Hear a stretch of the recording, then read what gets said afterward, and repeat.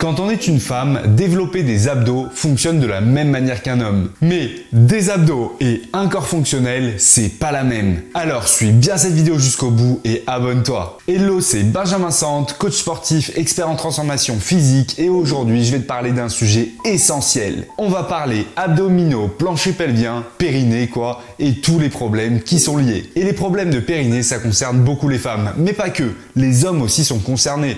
Mais bon, j'imagine qu'il n'y en a pas beaucoup qui vont regarder cette vidéo, alors si t'es un homme et que tu regardes, dis-le moi en commentaire. En fait, chez les hommes, c'est beaucoup moins fréquent, et tu vas voir après pourquoi. Puis, un homme, en général, ça en a un petit peu rien à faire de sa santé, de son corps. Alors, on va dire qu'il y a peu d'hommes qui sont intéressés par leur périnée et par les bons abdos. Tu vas voir, tu vas tout comprendre. Je vais d'abord te parler un petit peu d'anatomie, ça va être cool. Et après, je te montre les exercices à faire, promis. Déjà, ce qu'il faut comprendre, c'est que muscler ses abdos, traditionnellement, c'est de la merde. C'est vraiment catastrophique. Ça provoque des descentes d'organes chez les femmes, de la pubalgie et d'autres problèmes chez les hommes. En gros. Et si tu regardes le nombre de sportifs de haut niveau qui ont des problèmes de pubalgie, tu peux te dire que c'est pas normal. Et en fait, les mauvais abdos, ça va pas du tout aider dans des sports où il y a beaucoup de changements d'appui et ça, à terme, ça fait des pubalgies. Mais bon, comme je t'ai dit, les hommes, ils s'en fichent. Ils aiment bien dire que faut que ce soit dur, que les abdos, ça doit taper pour être efficace. Mais moi, je vais te montrer que les abdos, ça peut être dur et fait intelligemment. Et ça, c'est quand même le mieux. Faire des abdos n'importe comment et trop en faire,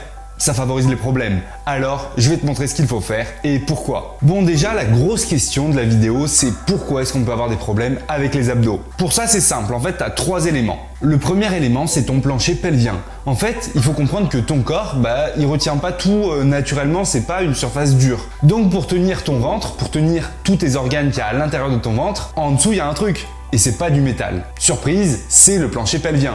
Et le plancher pelvien, il est fait de quoi? De muscles. Quand on parle de plancher pelvien, périnée, tout ça, on parle vraiment de tous ces muscles qui vont permettre de soutenir le bas du ventre, donc les organes. Et sans ces muscles, en fait, tu ne pourrais pas être debout. Tu ne pourrais pas être un homme debout qui marche comme ça.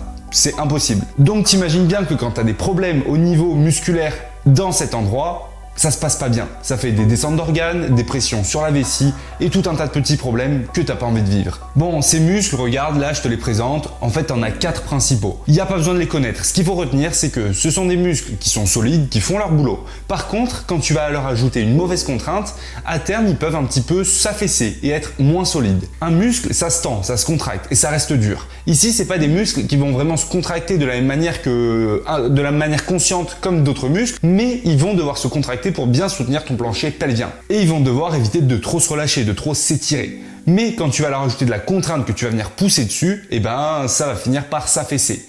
Regarde, ça c'est comme si c'était un muscle. Ici tu pousses, ça finit par s'affaisser. Bon, c'est une super image avec mon doigt. Eh bien au quotidien, quand tu marches, que tu te déplaces, il n'y a pas vraiment de pression.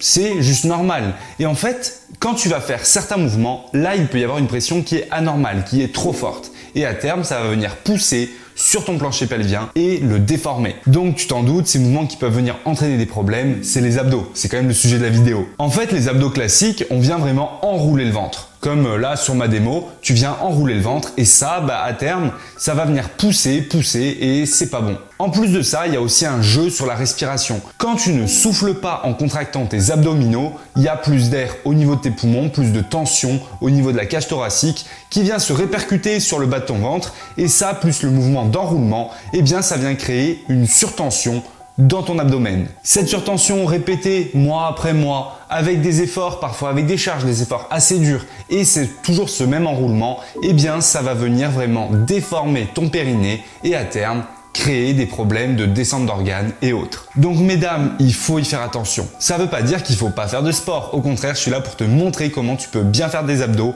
en évitant ces problèmes. Et les quelques messieurs qui sont là, pensez-y aussi. C'est super bien. Et là, logiquement, tu dois te dire, mais si le périnée c'est un muscle, si tout ça c'est des muscles, pourquoi est-ce qu'on ne peut pas les renforcer? Eh bien oui, c'est possible, tout à fait, tu peux. En fait, les exercices de renforcement du périnée, ça se fait pas trop au quotidien comme ça. Pour une femme qui a 20 ans, elle en a jamais fait de sa vie, elle en fera pas avant un certain temps. Par contre, à un moment, on commence à en faire. Et oui, les exercices de renforcement du périnée, on va les faire après l'accouchement. En général, après l'accouchement, là, on est obligé de passer par un petit renforcement du périnée pour aider le ventre à remonter, les organes à bien se remettre, parce que sinon tout ça, ça se passe pas très bien. Néanmoins, ces exercices de renforcement du périnée se feront plutôt avec un kiné qui pourra donner des petits exos à faire à la maison. Et là, tout ça, ça va aider le périnée à être plus solide. Avant d'en arriver là, il y a quand même autre chose à faire. C'est éviter d'abîmer ton périnée. Dernier petit point avant de passer à la démo aux exos, on va parler du déséquilibre musculaire entre les abdos et le dos.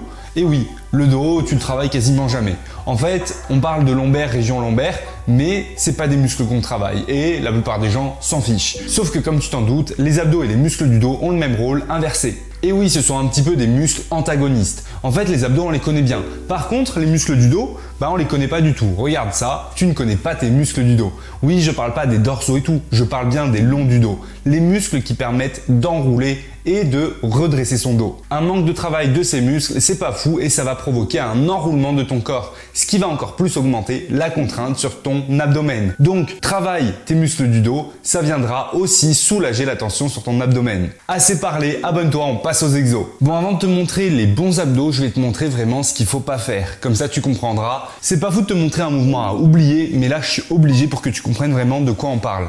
Donc, les abdos classiques, c'est quoi? C'est les crunchs. Les crunchs, les gens, ils les font comment? Déjà, ils croisent leurs jambes, ce qui est pas génial parce que ça crée un déséquilibre au niveau du bassin. Ensuite, ils mettent leurs mains croisées derrière la tête. Et ici, ils vont venir faire des petites levées en poussant sur leurs bras, comme ça. Enfin, ils soufflent pas. Ils soufflent en descendant en plus.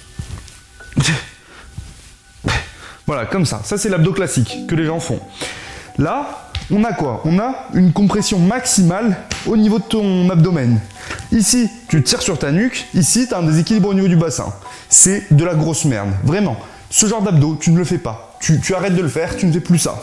Maintenant, je vais te montrer les abdos qui sont plus intéressants. Donc, en fait, des abdos, tu as plusieurs niveaux d'abdos à faire qui peuvent être intéressants.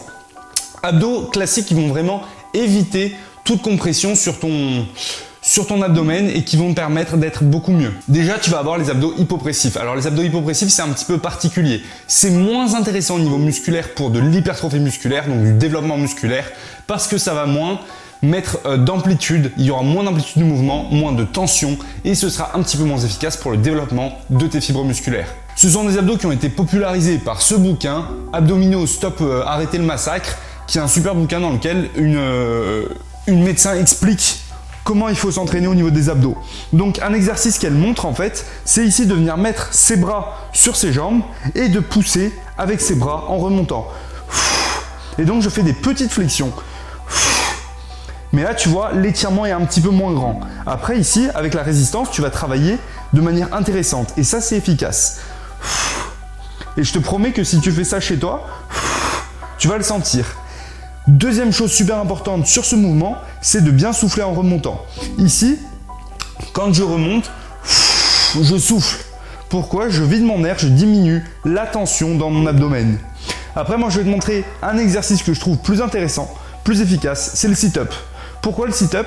Parce qu'ici, tu viens ouvrir tes jambes et tu diminues énormément la tension dans le bas de ton ventre. Ça permet d'éviter de bloquer le bas de ton ventre et d'ouvrir et de relâcher vraiment la tension. Et ici, tu peux mettre tes bras derrière ou croisés et tu remontes en soufflant.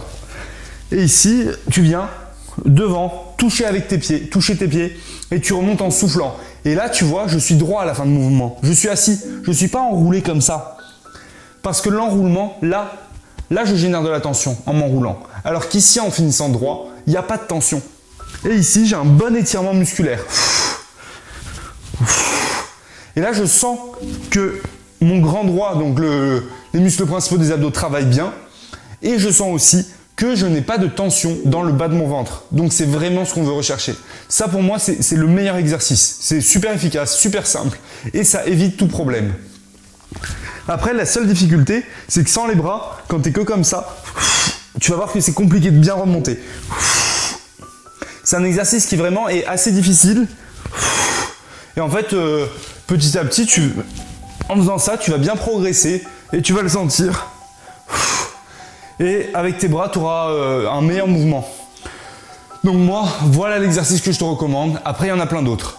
Donc pour une femme, les deux exercices à retenir, c'est vraiment abdos hypopressifs, les mains sur les jambes. Ici, on bloque. Et sit-up. Ici, on remonte. Donc prochaine fois que tu vois une femme faire des crunchs comme ça, ou même un homme faire des crunchs comme ça, jambes croisées, dis-lui stop. Ensuite, on a plein d'autres exercices qui vont être intéressants. Ici, tout ce qui va... Donc le grand droit, il va travailler sur de l'enroulement. Donc forcément, il faut un petit peu enrouler. Maintenant, il faut limiter cet enroulement. Tout ce qui va être ici, des petites flexions limitées, c'est intéressant. Pourquoi ? Parce que là, on permet aux bandes de travailler. Donc les bandes, c'est tes abdos. Ici, les différentes bandes. À partir du moment où tu rapproches ces bandes-là, elles travaillent. Et là, tu as de l'étirement. Parce que tu es sur le dos, tu es loin, et tu permets un bon rapprochement de ces bandes. Il n'y a pas besoin d'enrouler plus que ça. Là, je travaille mes abdos. Des petites flexions comme ça, c'est suffisant, largement. Ensuite, autre exercice qui va être intéressant, ça va être tout ce qui va être relevé de jambes. Attention, sur les relevés de jambes, je vois beaucoup de gens qui sont là, qui descendent et qui font ça. Là, tu fais pas des abdos, hein. Là, tu fais quoi? Là, tu travailles ton psoas. Le psoas, c'est parce que tu veux travailler en faisant des relevés de jambes. Le psoas, tu t'en tapes à part si tu fais du sprint. Donc, moi, les relevés de jambes, je les fais comment? Je vais te montrer. Je viens faire des petites rotations comme ça, sans trop descendre. Et ici, c'est super efficace. Ça, j'appelle ça le leg raise twist. C'est une dinguerie. Tu travailles vraiment bien. Il n'y a pas trop de tension sur ton bas-ventre. Et ton psoas ne travaille pas. Donc ça c'est vraiment un exercice que tu peux faire, que tu sois un homme ou une femme. Ça bosse super efficacement. Maintenant, si tu es une femme, privilégie les deux mouvements que je t'ai présentés, surtout si tu as plus de 40-50 ans. À 40-50 ans, on peut faire des abdos. Après une grossesse, on peut faire des abdos. Mais il faut privilégier des abdos qui sont sains pour ton périnée. Prends soin de ton corps, c'est important. Ensuite, on n'a pas parlé des autres abdos. Là, on est vraiment ciblé sur le grand droit, donc les muscles qu'on voit. Après ça, tu as tout ce qui va constituer ton gainage. Le gainage, c'est tes transverses et tes obliques. Les obliques, c'est les côtés. Donc tout ça, tu peux faire les mêmes abdos qu'un homme. Maintenant, je vais quand même te montrer quelques points d'attention quand tu fais ton gainage. Déjà, quand tu fais ton gainage, ce qu'il faut pas, c'est être fesses relevées comme ça. Ça, c'est moche. C'est moche, c'est pas bon, tu travailles pas bien. Le gainage, on est bien droit, bien gainé, on a les coudes légèrement en avant et on vient bien contracter les abdos. Et ici, on souffle aussi, on baisse la tête, on regarde le sol, on se concentre et on reste bien droit. Maintenant, le gainage comme ça, c'est pas super intéressant. Ce qu'il faut privilégier, c'est du gainage dynamique.